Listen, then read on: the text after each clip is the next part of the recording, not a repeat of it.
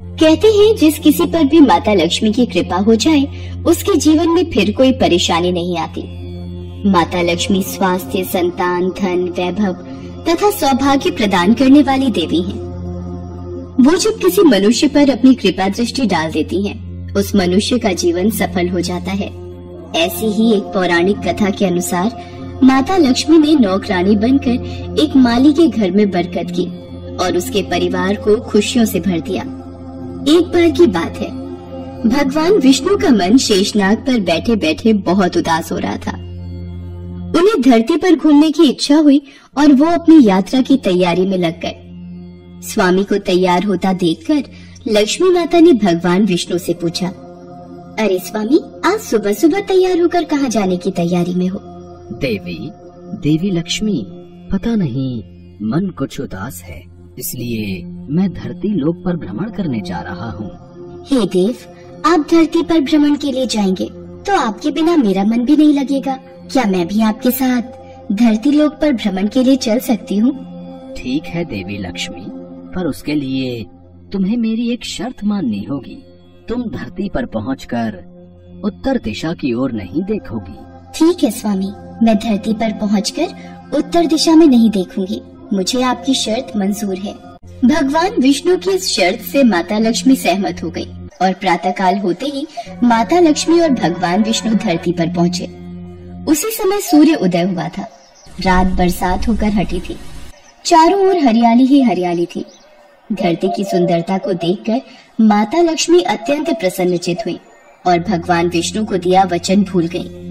माता लक्ष्मी धरती को देखती देखती कब उत्तर दिशा की ओर देखने लगी, उन्हें पता ही नहीं चला।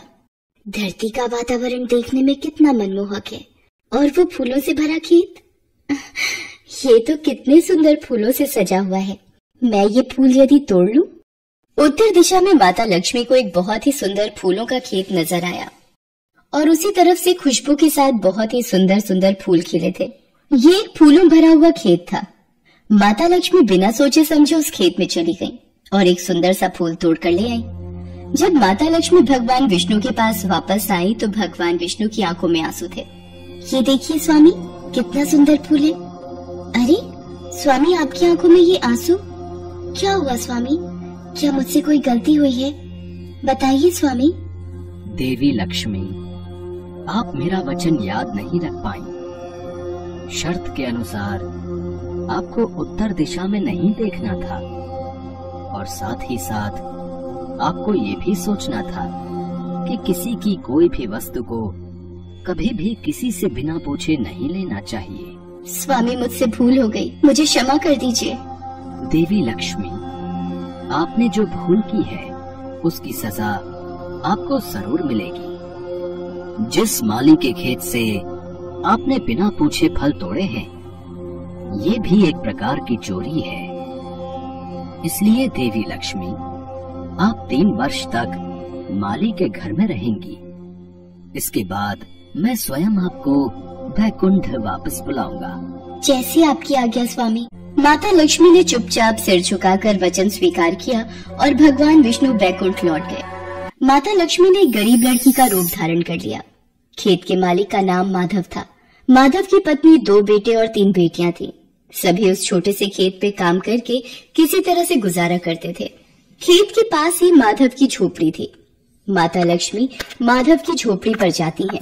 माधव लड़की को देखकर पूछता है, तुम कौन हो और इस समय तुम्हें क्या चाहिए? मैं तुम्हारी क्या मदद कर सकता हूँ? मेरा नाम लक्ष्मी है। मैं एक गरीब लड़की हूँ। मेरी देखभाल करने वाला कोई नहीं। मैंने कई दिनों से कुछ भी नहीं खाया। मुझे कोई भी काम दे दो और मैं तुम्हारे घर का काम भी कर दिया करूंगी। बस मुझे अपने घर में एक कोने में आसरा दे दो। माधव बहुत ही अच्छे दिल का आदमी था। उसे लड़की पर दया आ गई। वो लड़की से बोला, देखो बिटिया, मैं तो बहुत ही गरीब माली हूँ। मेरी कमाई से मेरे घर का खर्च बड़ी मुश्किल से चलता है। लेकिन अगर मेरी 3 की जगह 4 बेटियां होती तो भी मैंने ही गुजारा करना था। जैसा रूखा सूखा हम खाते हैं वही खिला सकता हूँ। यदि तुम मेरे यहाँ यही रूखा सूखा खाकर खुश रह सकती हो तो अंदर आ जाओ। आपने मुझे अपनी झोपड़ी में शरण दी। आपका बहुत बहुत शुक्रिया। माता लक्ष्मी 3 साल माधव के घर पर नौकरानी बनकर रही। जिस दिन माता लक्ष्मी माधव के घर आई थी, उसी दिन से ही माधव को इतनी आमदनी हुई कि उसने एक गाय खरीद ली। अजी, ये नई गाय खरीद लाए, ये तो बहुत अच्छा हुआ। आज तुम्हारी आमदनी बहुत अच्छी हुई। सरला, सब माता लक्ष्मी की दया है। माधव, मैंने कोई चमत्कार नहीं किया।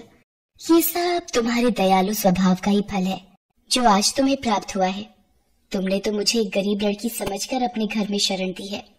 धीरे धीरे माधव की आमदनी अच्छी हो गई। उसने जमीनें खरीद ली और फिर एक बड़ा पक्का घर भी बनवा लिया। सारी सुख समृद्धि, गहने, कपड़े, जेवर, सब कुछ अब माधव और उसके परिवार के पास था। लक्ष्मी माधव के घर और खेत में काम करती रहती थी। एक दिन माधव ने सोचा, मुझे ये सब इस लड़की लक्ष्मी के आने के बाद मिला है। जब से ये मेरे घर आई है, मेरी किस्मत ही बदल गई है। माधव लक्ष्मी के बारे में सोच में ही था कि एक दिन जब वो अपने खेत से काम खत्म करके घर आया तो अपने घर के सामने द्वार पर एक देवी स्वरूप गहनों से सजी एक लड़की को देखकर हैरान रह गया। उसने ध्यान से देखा। अरे, ये तो मेरी मुंह बोली बेटी यानी लक्ष्मी है क्या? ये तो साक्षात माता लक्ष्मी है। सरला, बच्चों के साथ बाहर आओ। माता लक्ष्मी स्वयं हमारे द्वार पर आई है। माधव का पूरा परिवार बाहर आ गया। सब हैरान होकर माता लक्ष्मी को देख रहे थे। माता लक्ष्मी, हमें माफ करना। हमने अनजाने में आपसे अपने घर और खेत का काम करवाया। माता, हम आपको पहचान नहीं पाए। हमसे ये कैसा अपराध हो गया। माता, हम सबको क्षमा कर दो। माधव, तुम बहुत ही नेक दिल और दयालु व्यक्ति हो। तुमने मुझे आश्रय दिया, 3 साल तक अपनी बेटी की तरह रखा। इसके बदले मैं तुम्हें वरदान देती हूँ कि तुम्हारे पास कभी भी खुशियों की और धन की कमी नहीं रहेगी। तुम्हें सारे सुख मिलेंगे जिसके तुम हकदार हो। माधव को और उसके परिवार को आशीर्वाद देकर माता लक्ष्मी अपने स्वामी भगवान विष्णु के द्वारा भेजे रथ में बैठकर बैकुंठ चली जाती है। माधव और उसका परिवार हाथ जोड़कर माता लक्ष्मी का गुणगान करता है। संतोषी की मां के गुजर जाने के बाद उसके पिता ने दूसरी शादी कर ली, पर संतोषी की दूसरी मां गायत्री कड़वे स्वभाव की थी। उसे संतोषी एक आंख नहीं भाती थी। एक बार जब देखो तब पूजा पाठ में लगी रहती है, जैसे भगवान गणेश तेरी ही सुनने को बैठे हैं और घर के काम मैं कर लूंगी। तुझे तो कोई चिंता ही नहीं है और तुमने बस एक गणेश की मूर्ति लाकर रख दी है और लगा दिया बेटी को पूजा पाठ में, जिससे घर के कामों से बच जाए। गायत्री, अगर संतोषी भगवान गणेश की पूजा करे तो उसमें क्या दोष? भगवान गणेश की पूजा करने से मन को शांति और सुख मिलता है।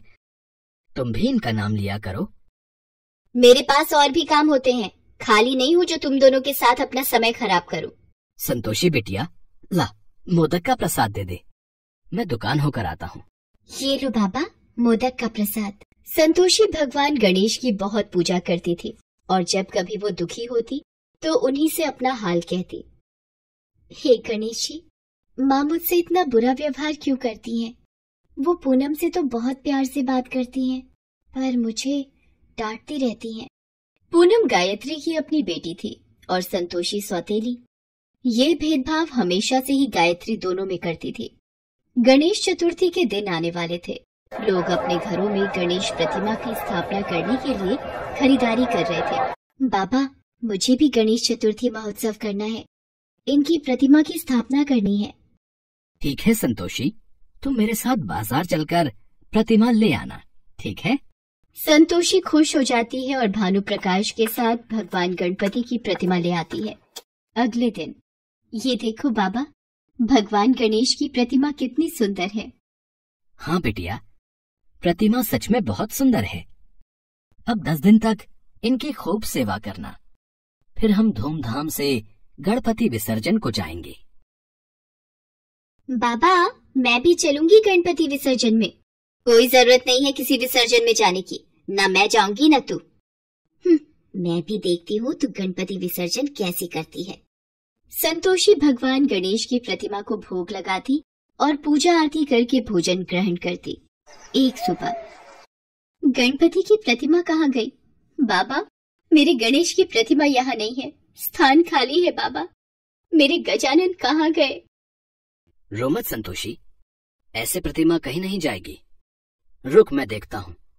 गायत्री, पूनम ने यहाँ गणेश जी की प्रतिमा रखी थी, पर अब नहीं है। मुझे क्या पता कहाँ गई, मैं ये सब देखती रही तो हो गए काम। बाबा, अब कल हम किसका विसर्जन करेंगे? बाबा, लगता है मेरे से कोई अपराध हुआ है जो गणपति नाराज होकर चले गए। लौट आओ भगवान, मेरे से यूं रूठ कर मत जाओ। संतोषी बहुत रोती है। भूखी प्यासी वो वहीं बैठी रहती है। भानु प्रकाश उसे बहुत उठाने की कोशिश करता है, पर वो उस स्थान से उठने के लिए मना कर देती है। तभी उसे स्वप्न आता है। संतोषी, मुझे भी प्रसाद का मोदक और लड्डू दो ना। रुको चूहे महाराज, मैं आपको मोदक भी दूंगी और लड्डू भी। ये लो, पेट भर कर खाओ। अरे ये प्रसाद कहाँ लेकर भाग रहे हो? रुको। अरे ये तो उस बगीचे में जा रहा है। संतोषी का सपना टूट जाता है। वो बगीचे की ओर जाती है और मिट्टी खोदने लगती है। संतोषी, क्या हुआ बेटी? वहाँ मिट्टी क्यों खोद रही हो? बाबा, चूहा प्रसाद के मोदक और लड्डू लेकर यहाँ मिट्टी में चला गया, उसे निकाल रही हूँ। संतोषी जैसे ही मिट्टी खोदती है, संतोषी और भानु प्रकाश हैरान रह जाते हैं। बाबा, गणेश जी की प्रतिमा मिल गई, देखो। गणेश जी की प्रतिमा यहाँ बगीचे में कैसे, और ये हुआ कैसे? बाबा, अभी थोड़ी देर पहले सपने में एक चूहा मेरे पास आया और प्रसाद लेकर यहाँ भाग आया, और यहाँ मेरे गणेश की प्रतिमा मिल गई। गणपति बप्पा मोरया, मंगल मूर्ति मोरया। हे मेरे देवा, संतोषी पर अपना आशीर्वाद हमेशा बनाए रखना। अगले दिन संतोषी और भानु प्रकाश श्रद्धा भाव से गणपति विसर्जन करते हैं। जब वो घर वापस आते हैं, हे भगवान, मेरे पेट का दर्द नहीं जा रहा। जानलेवा दर्द है, कोई कुछ करो।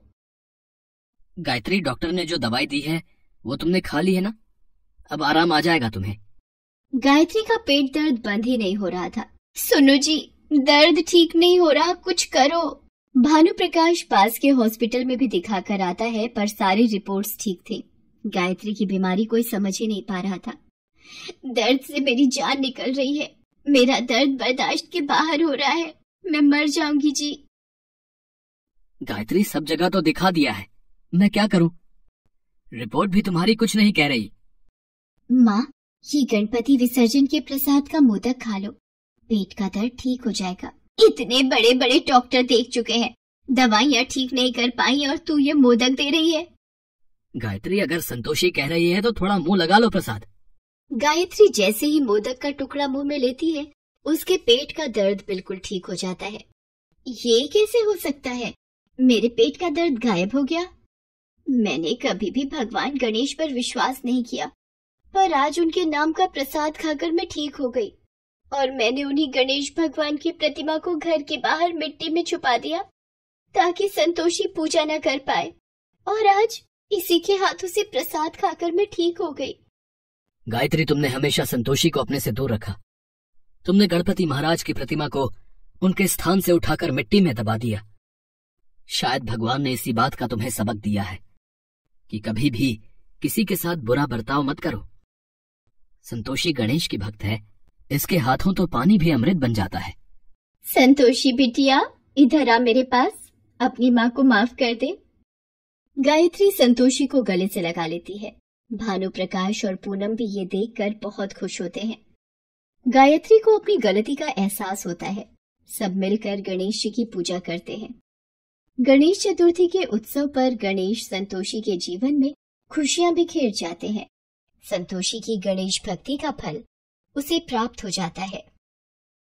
उम्मीद करते हैं आपको ये कहानी पसंद आई होगी। अगर आपने हमारे चैनल को अभी भी सब्सक्राइब नहीं किया है तो चैनल को सब्सक्राइब करें, बेल आइकन पे क्लिक करें, जिससे हमारी आने वाली वीडियो सबसे पहले आपको मिल सके। तो मिलते हैं ऐसे ही नई कहानी के साथ नेक्स्ट वीडियो में। आप सभी को राधे राधे।